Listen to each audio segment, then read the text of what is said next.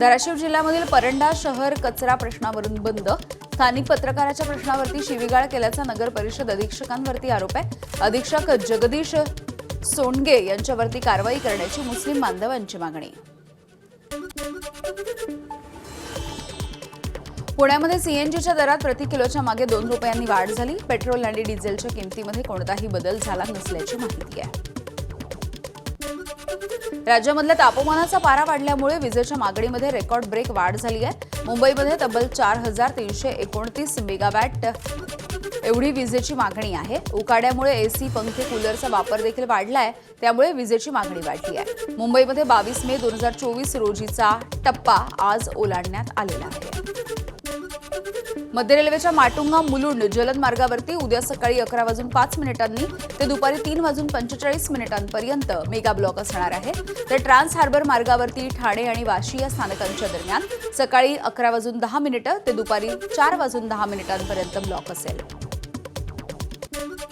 पनवेलमधल्या Israel तलावाच्या जवळ झालेलं अतिक्रमण उच्च न्यायालयाच्या आदेशाच्या नंतर हटवण्यात आलं. पनवेल महानगरपालिकेची कारवाई. मुंबई आणि कोकण परिसरामधल्या मराठी भाषिक बेडे इस्रायली समुदायानं समाधान व्यक्त केलं आहे. पुण्याच्या हवेली तालुक्यामधील आळंदी म्हातोबा गावामध्ये शरद पवार यांच्या राष्ट्रवादीचे प्रवक्ते विकास लवांडे यांच्यावरती शाईफेक झाली आहे. धक्काबुक्की आणि पिस्तूल दाखवत जीवे मारण्याचा प्रयत्न केल्याचा देखील विकास लवांडे यांनी संग्राम भंडारे यांच्यावर आरोप केला. माझ्यावरती हल्ला करण्यात आला, पिस्तूल दाखवलं आणि खात्मा करण्याची देखील धमकी दिली, विकास लवांडे यांचा हा आरोप आहे.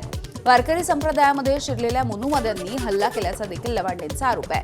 विकास लवांडे यांचं लोणी काळभोर पोलीस स्टेशनच्या समोर ठिय्या आंदोलन. आरोपींना अटक करण्याची देखील मागणी.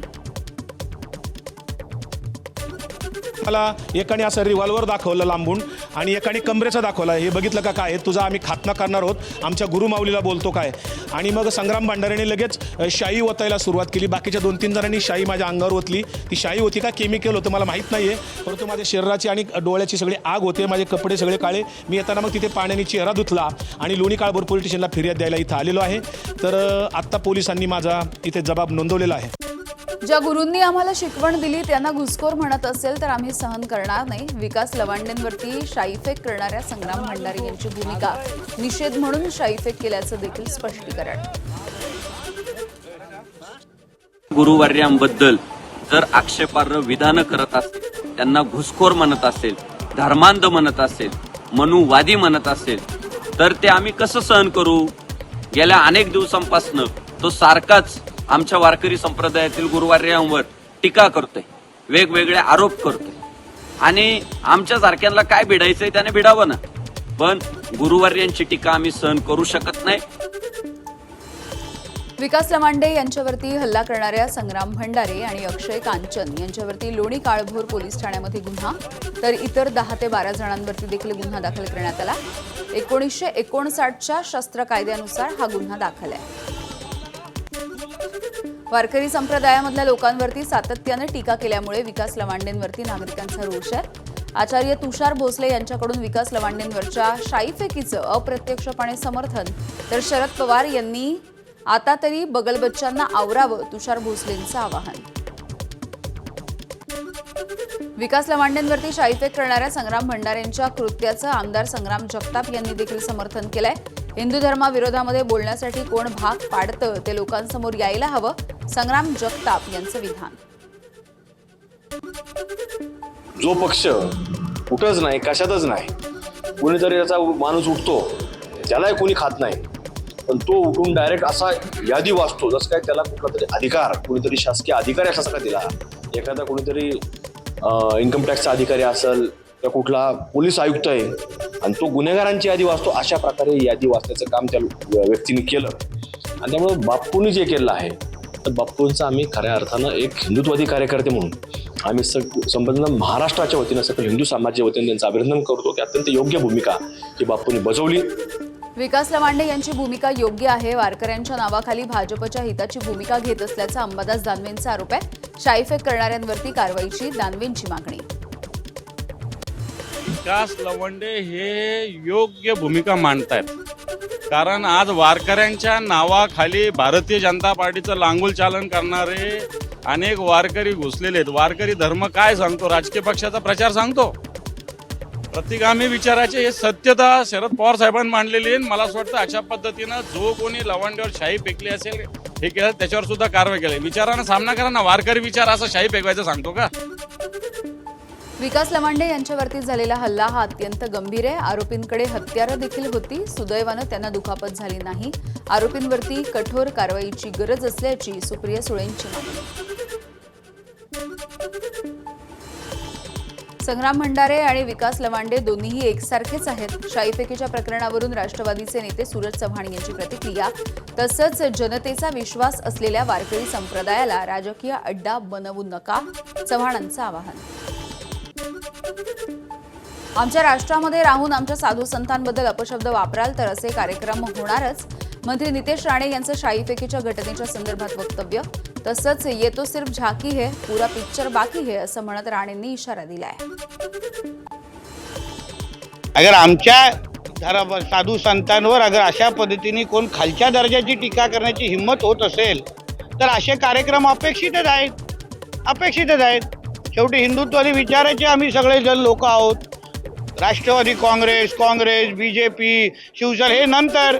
मुळात आम्ही हिंदू आहोत आणि हिंदू असताना आमच्या धर्माला वाढवण्यासाठी धर्माचा आशीर्वाद देणारे जे आमचे धर्मगुरू आहेत त्यांच्या बाबतीमध्ये कोणीही अगर अपशब्द वापरत असेल तर हा ये तो सिर्फ झाकी आहे, पुरा पिक्चर बाकी आहे, एवढं लक्षात ठेवावं आणि अवकाशीत राहावं.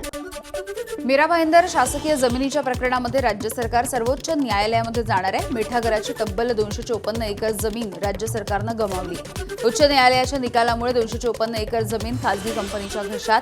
इस्टेट इन्व्हेस्टमेंट आणि मीरा सॉल्ट वर्कच्या बाजूनं न्यायालयानं निकाल दिला. महाराष्ट्र सरकारनं 254 एकर जमीन 2 बिल्डर्सना दिल्याचा खासदार संजय राऊतांचा आरोप आहे. मीरा रिअल इस्टेट स्टेट इन्व्हेस्टमेंटचे मालक कोण? राऊतांनी सवाल केलाय. सरकार खटला मुद्दाम हरल्याचा देखील राऊतांचा संशय. हे 2 महावीर कोण आहेत ज्यांना 254 एकर जमीन न्यायालयाच्या माध्यमातून अंदण देण्यात आलेली आहे. अंदण आम्हाला सगळं 10 फुटाचं कोणी घर देत नाही गरीबाला. इथे इस्टेट कंपन्यांना दिली जाते.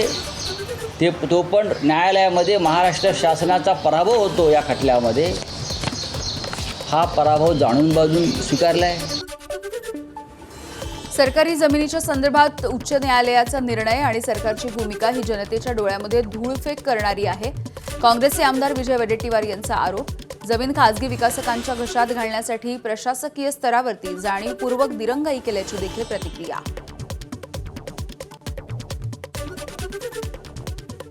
निर्णय दिल्यानंतर ते पुन्हा प्रकरण राज्य सरकारने लावून धरायला पाहिजे होतं.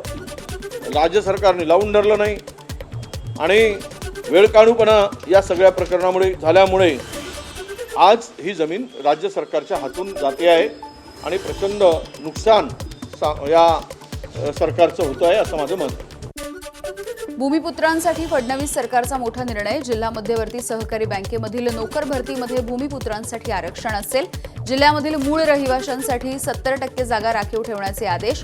सहकार विभागाकडून शासन निर्णय देखील जारी. राज्यामधील 31 जिल्हा मध्यवर्ती सहकारी बँकांना हे आदेश लागू.